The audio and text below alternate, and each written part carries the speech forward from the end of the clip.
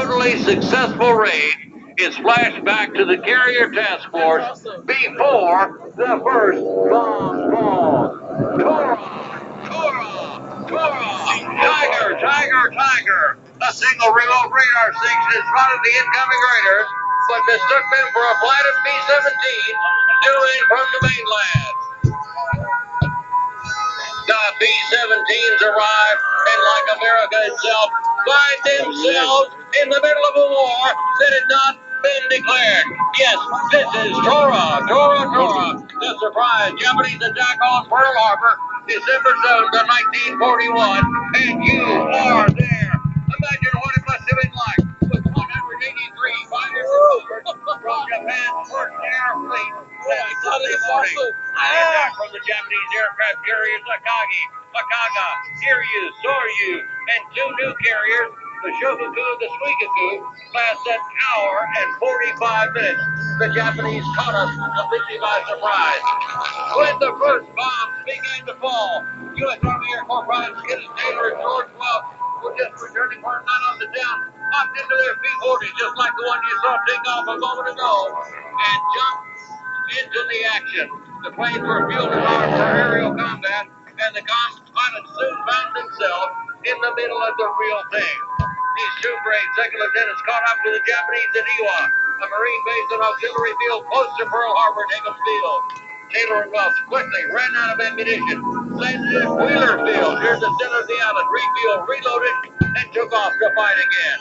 These two brave pilots are credited with downing 6 Japanese planes before their own planes were disabled. Yes, this is it. This is the surprise Japanese attack on Pearl Harbor, and we just taken you back to that fateful morning on December 7th, 1941. Tora, Tora, Tora, look at these zeros straightening Pearl Harbor and Hickam Field.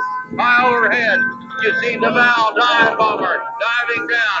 To the left, one of the B-17s trying to land in the middle of the attack. We did not know were coming. They called it Tora, Tora, Tora. To the right, you see the key torpedo bombers coming in from the right. The gates were equipped with special shallow-running torpedoes designed specifically for the attack on Pearl Harbor. You see, the shallow waters of Pearl Harbor would not allow the use of normal torpedoes. This one fact helped determine that this was an attack that had been planned well in advance.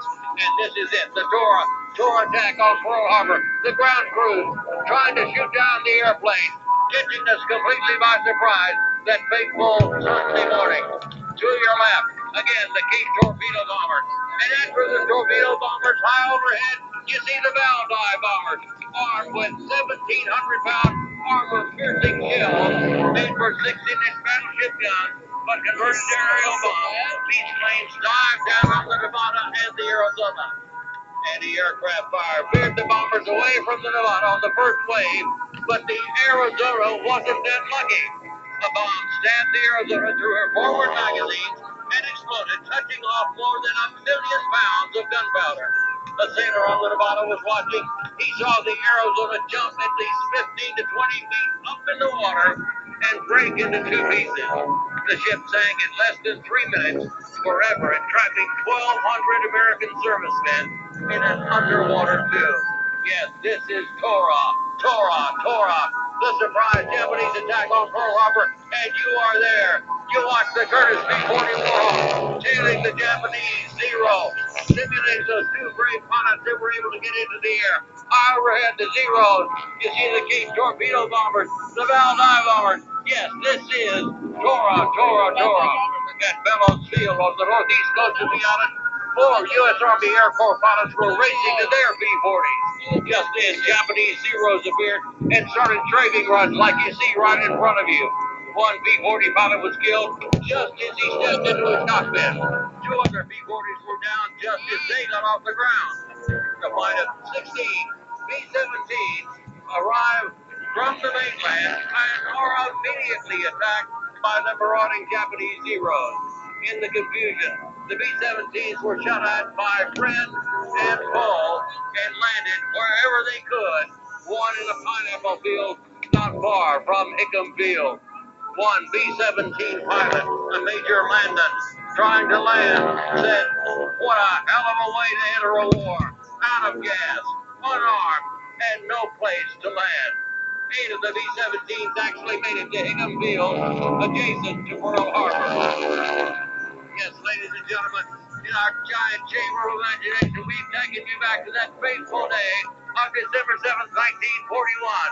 The Tora Tora Tora surprise Japanese attack on Pearl Harbor. Look at the Cape torpedo bombers. Overhead, the Val dive bombers were ready for another bombing run. The Zeros making their strafing runs. This is what it was like that fateful morning of December 7th, 1941.